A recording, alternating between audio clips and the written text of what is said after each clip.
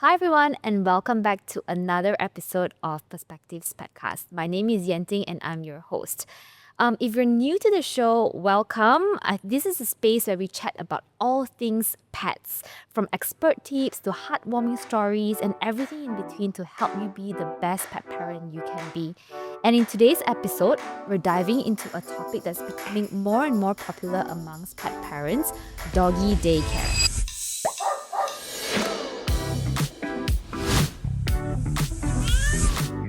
We've all seen all of these adorable videos of dogs running into the daycare like it's the happiest place on earth, and it does look like a dream come true. But what really makes a daycare great for our dogs?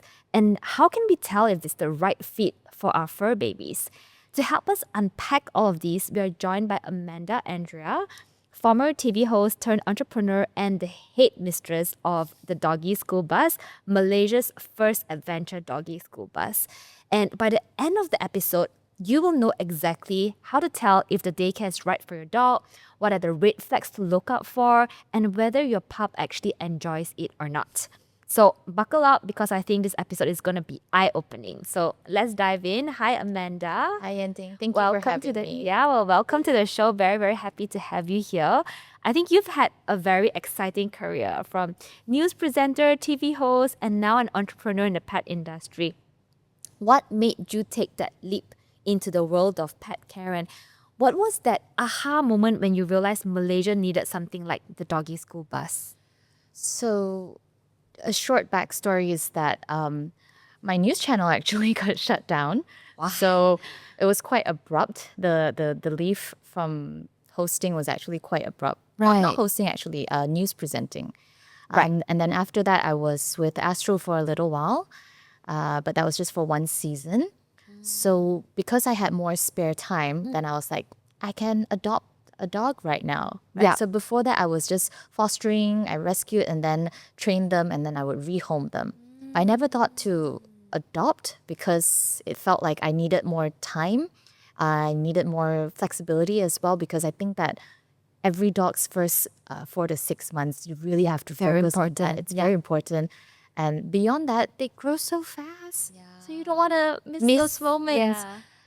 So it's kind of because after the channel shut down and whatnots, and I actually adopted a dog. Then when it was time to travel, I wanted to find a place that would keep her. Right. So she's a mongrel, about 16, 17 kgs. And for mongrels, there are not too many options. There are quite a lot at that time. There were a lot of daycare centers that would accept smaller breeds. And even if they said they accepted all breeds, they don't have like a proper space for the big breeds. They would put the big breed in the playpen and like for the whole day, right? So I asked a few places, and then there was one place that told me, yes, she'll be in the playpen the whole day. The pen is like from this size to this size. I'm like, oh, but does she get walks? Do you walk the dog? And she told me, no, that's extra. Oh, wow. So to me, it's not even about the price of extra, but the fact that you as a business, I think you need to love dogs somewhat to be in this business. Yes. And if you think that it's okay just because an owner doesn't pay extra, it's okay to keep a dog confined for like days, for boarding for days and never take the dog out. I think that's a terrible way to do business. Yeah. Right? So I didn't get it. And like, I don't mind paying, but I'm like, what if people don't pay? You really just leave the dog there? Right? So I hated the concept. I hated the idea that these dog hotels were not treating the dogs like, like pets. Right. Yeah, to me, it just feels like you're putting your dog in prison, and I thought that was terrible. Yeah. And then there was one free roaming place that I considered, but then the reviews are quite mixed. So I was like, okay. In the end, I actually didn't travel. Oh my God. I did not travel because of my dog, and I thought this was like a big thing of me, but not really. I have so many clients I know that if their dog is sick or anything, they won't travel. They'll cancel. Yes. Because you love your pets and they love you back. You've got a lot of You people. feel so bad leaving them behind. Yeah. So it's not just me, but I know that a lot of people love their pets It's enough true. to like, okay, I'm not going to travel because this is my kid. This is my responsibility. Yeah. So I didn't travel. And then I actually came across, I think it's a very famous video of in the US of this person driving a school bus and actually picking dogs up and going to the park. Yeah. So I was like, oh my God, I would love if we had that in Malaysia, because I would love, like, if I go to work, someone would take my dog to the dog park. Right? Yeah. I would love that. I think a lot of owners would love that too. So the initial concept was first just having buses. So I have my product plan, which was to have buses and to do the same thing, you know, manage 2 person, we manage about 4 dogs each, something like that. And then the first challenge was actually looking for a enclosed park, because you want them. I didn't want to just free roam them and then be running on the streets trying to catch them.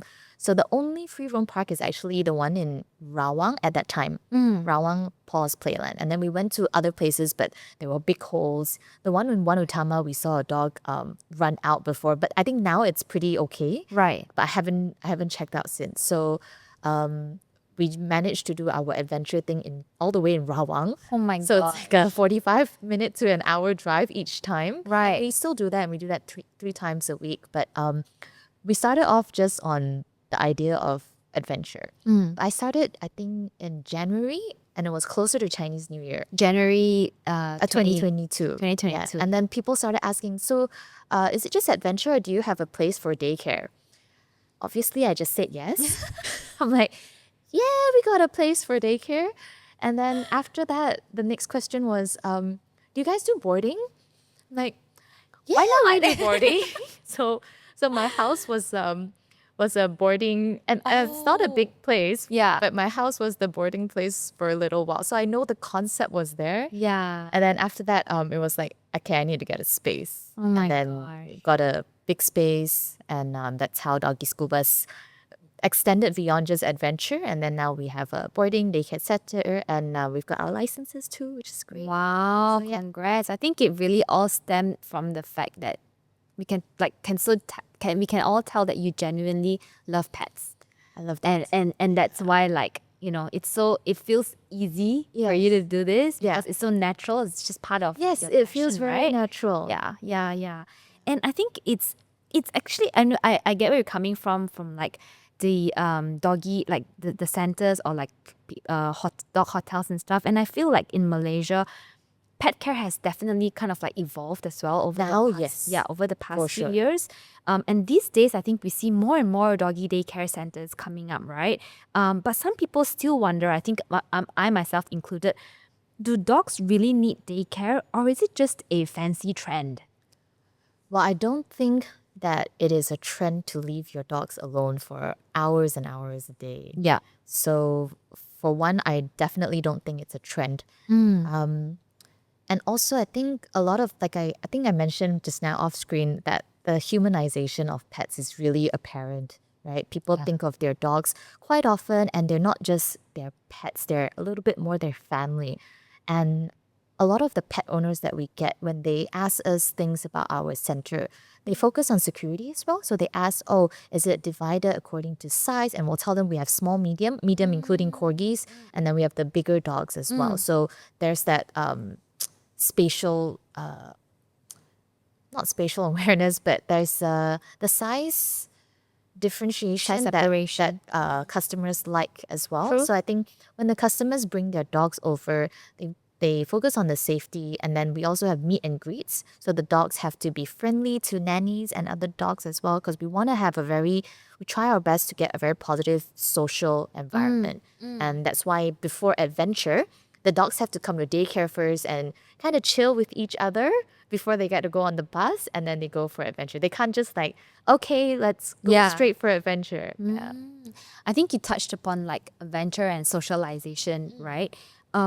Is there a difference between sending them to a daycare and just bringing them out to the park, for example, like from pet parents? Yeah, for I think there's a very big difference, because one thing is when you take your dogs out to the park, you are also part of that socialization. And I think Yes. it's great. And there's so many pet owners who do that. And it's really nice to see. Though there are also some not so responsible pet owners that maybe if their dog has aggression with other dogs, they don't put a muzzle or they still off leash thinking that their dog is friendly.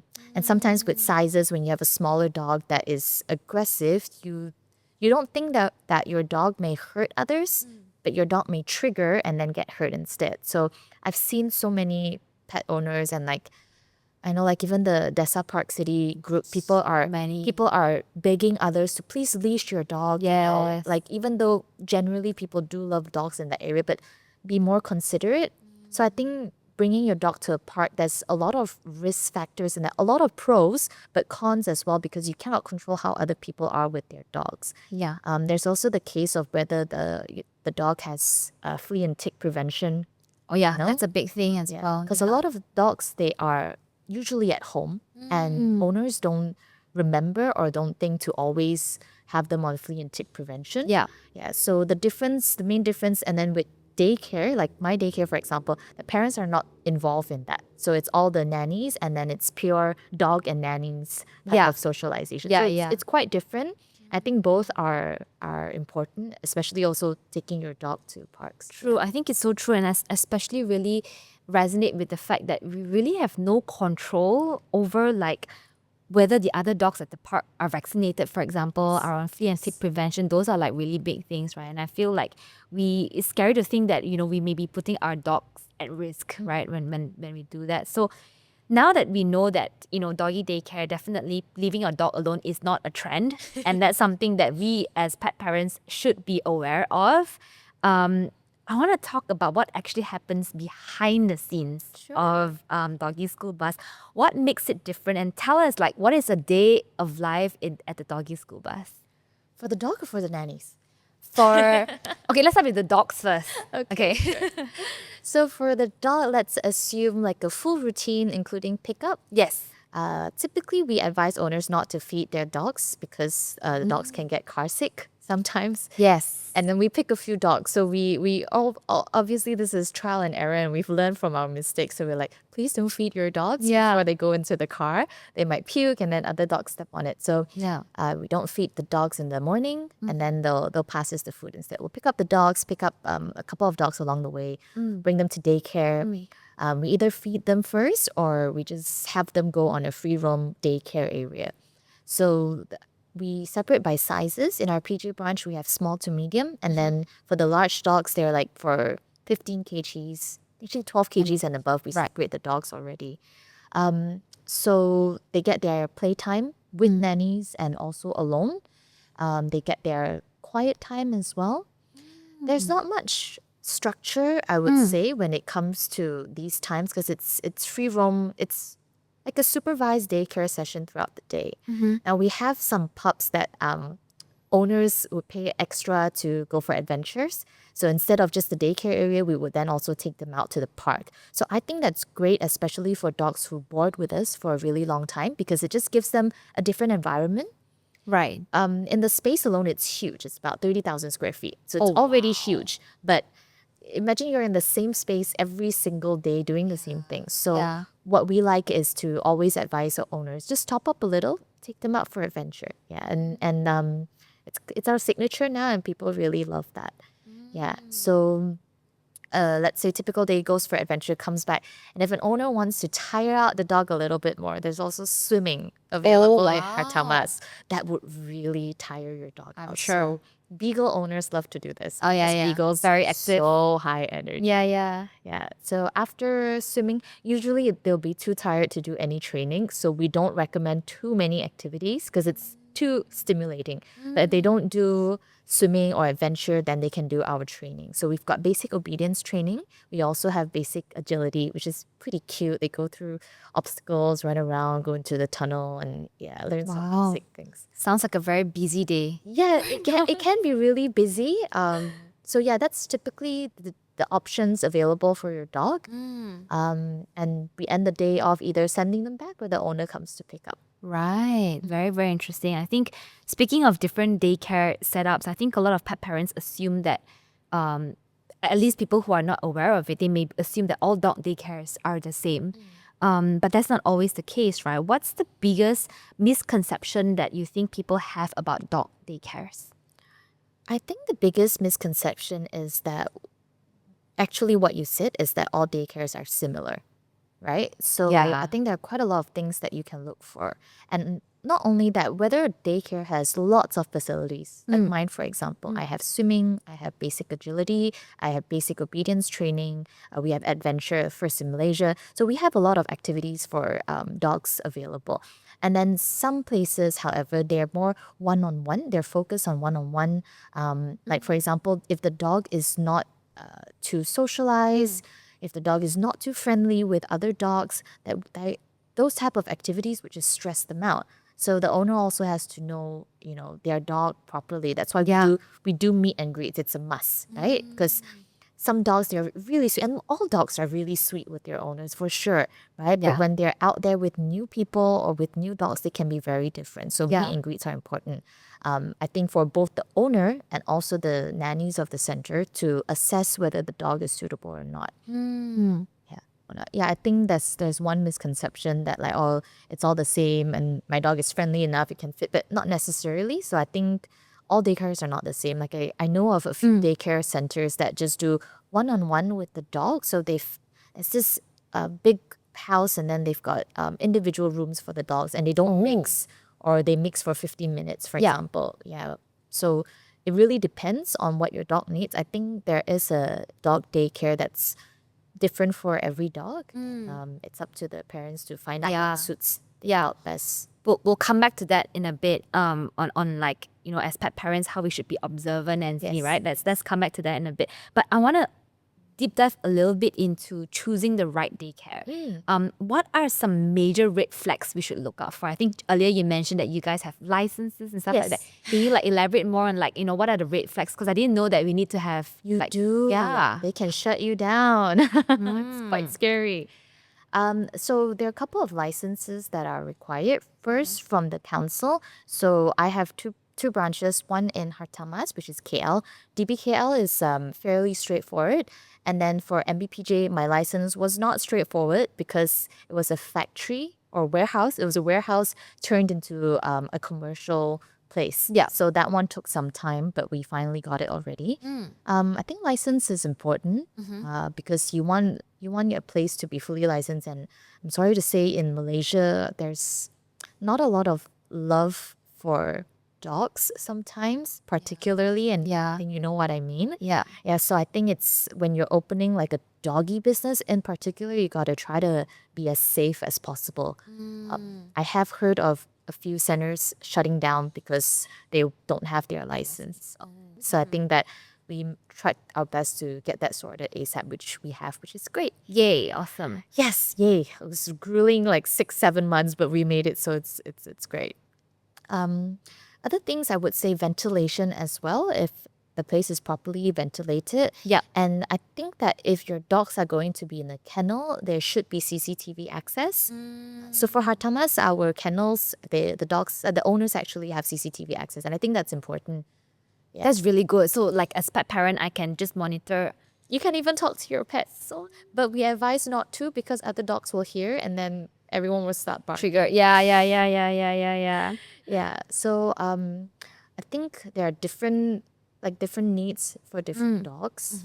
Not to say red flags, but what are the things they should look for? Yeah. If it's kennel boarding or if it's free roam boarding. A lot of owners, they love free roam boarding, but their dogs also should do like the trial boarding and make sure they're comfortable in the environment. Kennel boarding, I think it's the safest option because at night when they're sleeping and nannies are asleep, they won't be able to harm other dogs. So They're on their own. there are a lot of pros for kennel boarding. Right. Our PJ branch, we don't have that at the moment, but then I actually really prefer kennel boarding because I think it reduces a lot of chances for any injuries, for dogs getting into fights or humping. Yeah. So the second one is whether the daycare center accepts dogs on heat. There's some that does, and I don't understand why it's not ideal. it's not ideal to, because dogs will get pregnant if you hump Yes. when they're on heat. Yeah. Yeah, and some owners, they don't, not to say they don't understand, they don't realize that your dog's Not aware of it. yeah, they're not aware of that. So we're very clear even in our T&C, please do not send your dog if it's on heat. If it's on heat when it's with us, we'll have to isolate your dog. Yeah. So Wow. owners maybe need to check, okay, if my dog is on heat, what are the procedures? What will you do if my dog is sick? Do you have a dedicated vet? Which we do have a dedicated vet wow. as well. Okay. So I think important questions for uncertainties need to be asked as well. And then what's the procedure, for example, if you don't pick up, I mean, me as an owner, I don't pick up a call, but then my dog is in an emergency situation. Or we won't wait, we will go straight to the vet. Right. Yeah, something like that. So I think they, a lot of the centers, I hope, I do believe they do practice the same thing when it comes to this type of safety. Yeah. Flea and tick prevention. Yes. Yes. Yes, and you've got your product as well that I use, so that's great.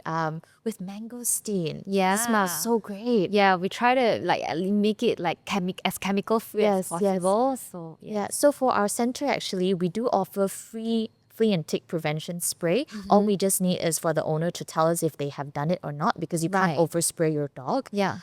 So I think flea and tick prevention, and most importantly, is your vaccination records. If the daycare center does not ask for that, I don't think it's ideal. Yeah. You need to at least make sure all the dogs are vaccinated and that they have flea and tick Yeah. Wow. prevention as well. Actually, I didn't realize that there's so much that goes into Yes. when evaluating a daycare. There's a lot. So I think as pet parents, we always need to do our own research, right? And understanding, understanding what makes a great fit for your puppy, for your dog. And okay, let's say I find one that I really like and then I send my dog in. At the end of the day, how can pet parent, I think from experience, how can pet parent actually tell if their dog actually enjoys daycare, or are they just like pretending to cope? I think you had a situation. pet communicator here once Yeah, before, right? You should have a pet communicator in your Yeah, she session. should be beside me as well, telling me this dog is enjoying, this dog not so, you know. I think dogs communicate with your body language a lot. And we have had some super cute incidents where the dog refuses to go back, needs to be pulled by the owner. And I think those are the cutest way of telling you, hey, dad, I'm having fun. Yeah, why are you sending me home? Yeah. So I think that's one of a cute telltale sign. But of course, you have dogs that are just so ecstatic to see their owners regardless. True. So I would say make sure that the owners would actually check up on the nannies, check up on the center, ask for photos, ask for videos, see if your dog is playing or being pampered. I think that would be a bit of a better telltale sign for owners to see whether or not my dog is actually having fun. Yeah, I think that makes All so the much updates sense. throughout the day. Yeah, we can definitely tell. I think as pet parents, we should be able to tell from like the body language and how they behave. And for example, when my dog, if I send my dog to like the groomers, and if he doesn't like it, he doesn't like the haircut, he'll come back like all doesn't like the grumpy. haircut? He'll come back like all grumpy, and then I realized like, oh, there's probably like cuts on him that maybe he felt uncomfortable. So I think these are the little signs that we could tell, right, as pet parents. So I imagine that, I mean, you call yourself the head mistress, right? Just like in My staff called me that. yeah, so just like in any school or daycare setting, there's probably been some adventurous moments, I'm guessing. Have you ever had like maybe a dog escape attempt? Oh, those type of Yes, adventures that yeah. I do not like. How did you handle it? What happened? We had one dog that was able to scale walls. So a flat wall, Yeah? he or she was able to scale upwards because of the adrenaline. She had such a strong That's crazy. yeah. And so this was at our PJ branch, our first PJ branch, which was an old corner lot bungalow house, and they had, I think, 8 feet high walls. It's a really high wall. So we thought we were pretty good because it's 8 feet. it's pretty high. So I think 8 or more. It's like just a big bungalow house, and it's fully walled up. And then the owner didn't tell us anything, and we always ask these kind of things because dogs with escape tendencies, they're not allowed for adventure. Yeah. Because we're there to have fun with the dogs and all, but And if your dog runs away, of course, we will do everything in our power to chase it down and get it back. But we don't want these type of risks because we're handling other people's dogs as well. Exactly, yeah. So we always make sure the dogs don't have escape tendencies. And if they do, they will be leashed out throughout adventure, which is not That's fun. fun, yeah. But yeah, but some dogs just do have that. It's not even that they might not be having fun or not, but sometimes they just have a strong escape tendency. It could be very high anxiety or, fear of abandonment. We're not sure, obviously. So we had one dog that scaled up. I think everyone was in shock for at least 2 seconds before someone ran over and Oh my grabbed. Yeah, so it's a really good thing that the area is always supervised. We always have nannies and they don't have shifts on the same time. Yeah. So if they're eating, then someone is outside. So thank God, like nannies were out, and I think 3 of us were just staring for a quick second because we were in shock. Yeah. We managed to grab her just before she went over. Yeah, because the guy grabbing her was quite tall. Yeah, so that was very scary. It's so memorably scary because it was literally a flat wall. There's no, like even this, there's a little bit of A curve. a curve. No, right, yeah. it's a pure flat wall. She just ran and started. It was like a movie scene. No kidding. She started scaling the walls like, choo, choo, choo. I'm like, the heck? Then we rushed and grabbed her, and she's so fast. Yeah. So I think it was 1 second of like in awe, and then Crazy. 3 seconds of running to grab her. Then we locked her up in the room. Oh, poor thing. It was a little bit sad, and then we did tell the owner like, you have to take your dog back. We can't take her. We can't take care of her like that. And then owner was like, oh, can't you just put her on a leash? I'm like, yeah, until you come. Yeah. She will have to be on a leash She now. will, yeah, but until you come, so yeah, you need Yeah. to take her Wow, back. that So- must have been such a wild Yes, because situation to manage. How do you like? It's so unexpected, right? Yes, wall Yeah. scaling. And have you ever had cases where, I mean, just talking about that, I think because the pet parent didn't actually mention that happens, right? Have you ever had cases where dogs aren't just like, they're just not a good fit for daycare? I think we talk about aggression a little bit, right? Yes. So like, how do you manage that? Unfortunately, we have had some cases where the dog is not a good fit because it has aggression, or they hump too much, and then if you try to stop them, then they attack. So they might be very sweet with you, but then the moment they see another female dog, they start wanting to hump. So I would say 95% of the issues we have are typically with dogs, male dogs that are still intact. Right. Yeah, generally. I mean, they have hormones and you're not allowing them to properly express. So Yeah. it's a chicken and egg situation, right? So some owners, they think that they can keep scolding their dog or go for training, but these are hormones and they're not They're not not like- exactly in control of. exactly. It's not their fault. I It's not feel. their Yeah, it's- yeah, yeah. definitely it's not their fault. Yes. So almost all the incidents, all the negative incidents we had was with male dogs who were not neutered. Right. Yeah. There's actually 2 Shiba Inus, and this broke my heart because the Shiba Inus were really adorable. They loved the center, but they were gangsters. They come over and they fight. I actually have a very interesting and cute story about them, and Yeah. I could try to find like videos. We and should have that photos, video linked visuals up. to Yeah. send to you Yeah, later yeah. on. So these 2 Shiba Inus, they loved my place so much that there was once when the owner was walking them, they ran away to come to my sanctuary. So cute. How do they even remember? Because like the way- owner doesn't live far away, so he's walked his dog to our center before. And one of them was That is actually so just cute. sitting outside. Coincidentally, the owner's friend also sent his Shiba at the same time. So we didn't even know there was a dog outside. And then after that, the owner's friend was like, why is your dog outside? They thought we lost the dog or that the dog escaped from our Escaped, center. yeah. No, we the dog came on the its dog own. came to us. And then he called the friend, and then the friend actually already posted all over social media, my dog is missing, this is that. The dog just came to us. Good. So it's really cute. But they're That is a sure sign that the dog really enjoyed the daycare. yes. But they're little gangsters. So we do have some solutions that we try our best, especially if the dog is not aggressive towards the nannies.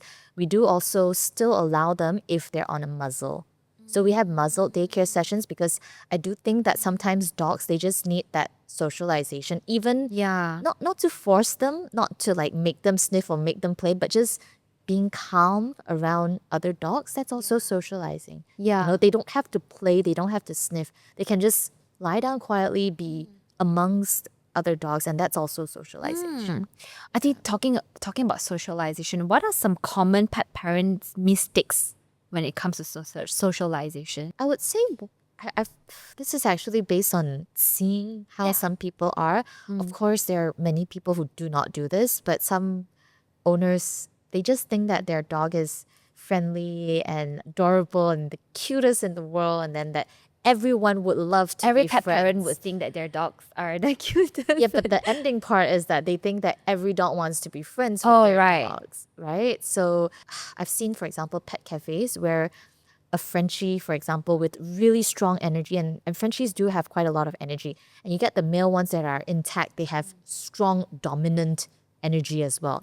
And you let this type of dog run into exactly already. Like you let these type of dogs run into a restaurant, Yeah. a pet cafe, and you expect them not to get into fight just because Yeah. it hasn't happened before, but it's a total red flag. Right? Like I think with socialization, you have to be careful, you have to be gentle, you have to be aware of the environment. If it's to the pet cafes, for example, have your dog on a leash first. Make sure that all the other dogs are okay. Are they a bit too big for your dog? Is your dog too small for this? Or should your dog just sit down, or should he be down? So I think owners need to be very aware when Yes. I know they're doing 100%. something great that they want to socialize, and I love that. Yeah. But they also have to be careful about other dogs Yeah. and not assuming. Yeah. I think a lot of parents, they make the mistake of assuming that, oh, my dog is friendly. Yeah, I know, but to you. To you, yeah. Yeah, so I think that's one of the major mistakes. It's Yeah. assuming your dog is a certain way with you versus how it When is they're- with other people. Yeah, yeah. Which is why I think like your meet and greet, you mentioned you have meet and greet, right? That's so important to sort of like gauge how that dog is with Other dogs and with nannies as well. So Yeah. that's why I said even if the dog has a bit of aggression, we would put them on a muzzle, but strictly we won't accept any dogs who have aggression towards the nannies because the nannies need to put the muzzle on and off. So your dog cannot have aggression towards strangers. Yeah. If not, we won't be able to accept them. True. Just now we talk about a day of life for the dog. What about for the nannies? Oh, it sounds so fun, right? And we Yeah. take like lovely videos. Yeah. What is it really like? Tell us We like have what's a lot of fun, but there is a lot of poop and pee to clean. Oh my gosh. That's true. I can imagine. Yes, so on a non-busy day of like 30, 40 dogs at daycare, you can imagine 30, 40 poop and pee to clean up throughout the day. So Yeah. I love my nannies a lot. I think that they're great. They really love dogs. That's why sometimes I'm very strict with my clients when they want to extend like pickup time. So PJ ends at 7 p.m. Pratama's ends at 8 p.m. So Okay. when they're like, "Oh, we're late. We're gonna come at 7:30," I'm like, "No, they'll be boarding now, so you can go back to come over tomorrow." So I'm a little bit more strict on that because the nannies go through a lot. We start 8 a.m. to 7, for example. Wow. Do you think they wake up at 8? No, because 8 is when customers come in. So they're already up at 7:30. And the first thing to do is cleaning. And after cleaning, it's prepping for breakfast.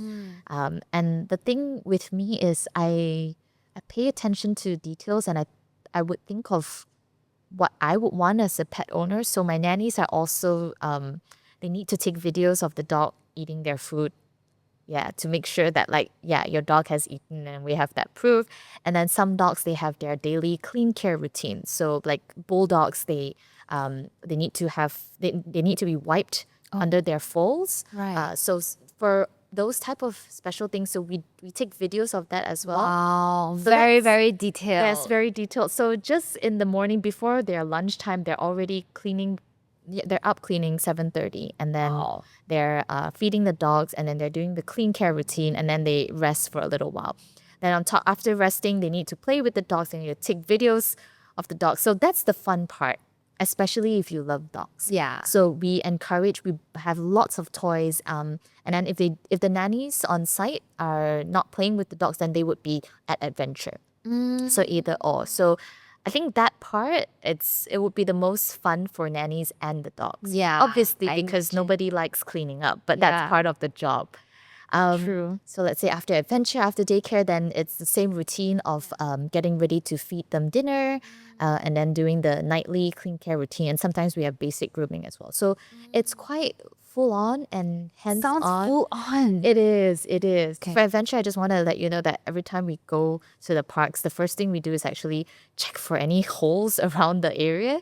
So, like, no escape attempts. That's the first thing we usually do. We've even brought our own bricks before to place just for safety. Yeah. Yeah. Wow. So I think really it's so important for pet parents to be aware of of that, like what the daycare center could do. And I think it's also important for the pet parents to meet the nannies, I'm guessing now, right? So like I also want to know, sure, if my dog fits in there, but I also want to know who are these nannies who are taking care of my dogs, right? Really, really cool. One last question about sending dogs to daycare. Is there a perfect age to start sending a dog to daycare? I think it would be great if owners actually started early because that helps with socialization. But at the same time, I think that, okay, for me, the best age when owners ask, I would say right after 1 month after they've completed all 3 vaccinations. Right. So by the third booster, they're typically 4 months. So wait for 1 full month. And then I think between 5 to 7 months old, that would be a nice time to start them socializing with other dogs. So, yeah. So now you mentioned that you opened your first center in 2022, right? And it's been about 3 years now. Have you seen any heartwarming transformations in dogs that has really surprised you? Yes, I have. But unfortunately, I cannot replicate it anymore. I would have loved to. This lady even wrote a beautiful review on our Google that I'll share with you later on as well. So she had 2 dogs, one named Kong, one named Shiru. Shiru was a rescue mongrel, pure white, and very scared, like super scared. So she was actually one of our early customers that would send her dog to my house first. And then later on, we had the big bungalow that we rented. She was so scaredy that the moment the owners left, and if we didn't get her like in a split second to grab her into the car, the moment you let go of the leash, she would run into under the car and she would stay there. And it would be so difficult to get her out because she would snap at you, right? So she needed a lot of time. She needed a lot of skill to like put the leash and try to get her out. She couldn't go for adventures. She was very scaredy of everything. Probably very anxious. Very anxious. And then we used to have like a reactivity training that I conducted, and I did that on her. So I couldn't even touch her last time. And I think she was with us for about 2 months, maybe 1 week once or twice, and she became a different dog. Wow.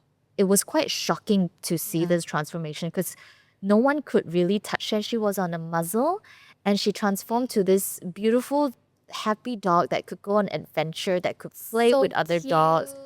Yeah, it was really lovely to see, and she made friends as well. So it was really nice. She up till date is the best transformation I've seen so far. So really like through patience, through just like Yes. being with her. Yeah, we actually did that. So what I did during the training session was literally bring her in a room, sat beside her, didn't do anything because sometimes touching her, made her anxious and she just wanted her space. I sometimes gave her space, but I was still in it because I wanted her to know that just because you're growling or barking at me doesn't mean I'll back off, because then they'll learn that, oh, okay, like that's how I can get what I want, because the owner sent her there to be socialized. So I had to, I wouldn't say force the socialization, but just let her know that you barking is not getting me away, but I will also give you your space. I won't coddle you, right? You don't want me I won't do that, but you barking will not send me away. So I think we did a lot of that. And also I made nannies sit with her, and then she loved treats. So every nanny that came up to her gave her a little bit of treat, and then they just walk away. So it's telling the dog that, hey, we're treating you nicely, but we're not expecting anything from you. Yeah. You do you at your own pace. Yeah. And that training really worked for her, and it was quite a beautiful transformation. I miss them very much. Yeah. I think, there are a lot of anxious dogs, definitely. And I really think that putting them in a dog, and especially with nannies and people like you who share so much love for every single dog that come, I think it really helped transform. Yeah, their that one was lives. one of our best ones. Another one we didn't realize was a transformation was her name is Dorothy. It's a dog that I think is in Montclair. She's a small Scottish Terrier. She's supposed to be small. She's a little bit overweight, but she's adorable and we love her. Yeah. She's so friendly, and we always thought she was friendly Okay. until when we picked her up a few times, the neighbors were telling us that like, oh, this dog was not friendly before and she's so well socialized now. I'm like, Wow. oh, we didn't know that. And then they showed me a video of her like being like a bit scaredy and didn't want to go near the dog. I'm like, no, she plays with everyone. Do you think sometimes it's also because like my dog, for example, when I'm there with him, he's a completely different dog? That's true. Dogs are different as well when their owners are around. Or Yeah. yeah. So we have some owners that once they know that their dogs are dramatic, they drop off their dogs. Their dogs are screaming like as if we're gonna, I don't know, make them into Slaughter them. stew or something. And then the moment they leave, I'm like, They're like, chill. now you chill. You make me look bad, bro.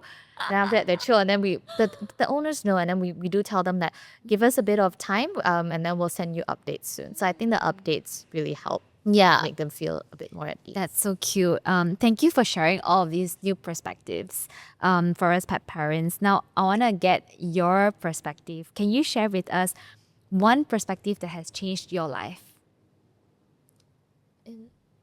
Oh, this is like a bonus question.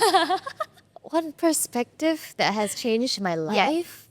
I think that I can see the humanization of pets happening, and I feel it as well. And I think it's amazing how it is right now compared to how we were back then. And I know there's still unfortunate killings on the streets and whatnot, but people who actually own pets, we do everything we can, and there's that.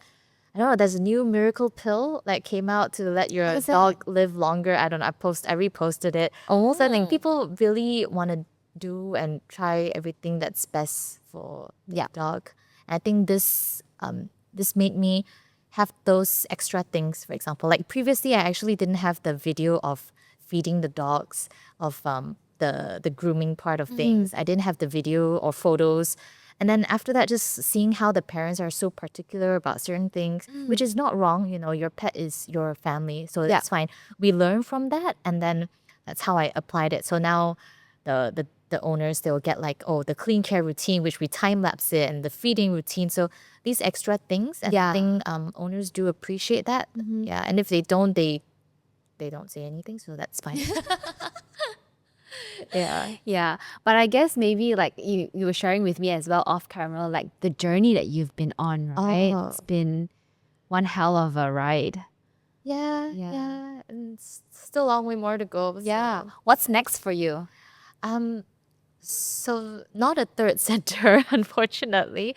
As much as I love dogs, I think not a third center. Just been quite stressful.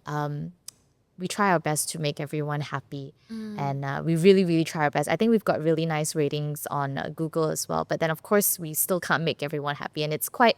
You can't please everyone. You can't. You can't, and it's quite tiresome because you're in this business that, it's full of thought and love, and then sometimes you have people who really don't appreciate you, and it's not easy to keep like smiling and be like, yeah, you can't please everyone, but at the same time you're like, oh god, this hurts already at one point. But yeah, so not a next center. I'm happy with my 2 centers at the moment, but I am venturing into the pet funeral business. Ooh, we'd love to learn more. I think it's something that a lot of our people, our listeners, are also asking us about. Yeah, we will be the first in Asia to bring something very special. So it's not your typical cremation or burial. So I'll be excited to talk about that. Interesting. Yeah, we'll definitely keep an eye out for that. Yeah.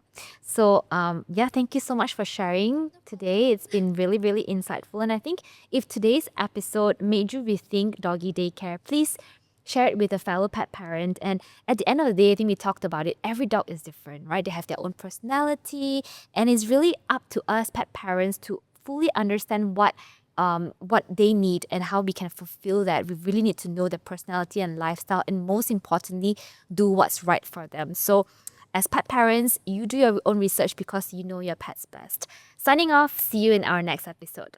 Bye.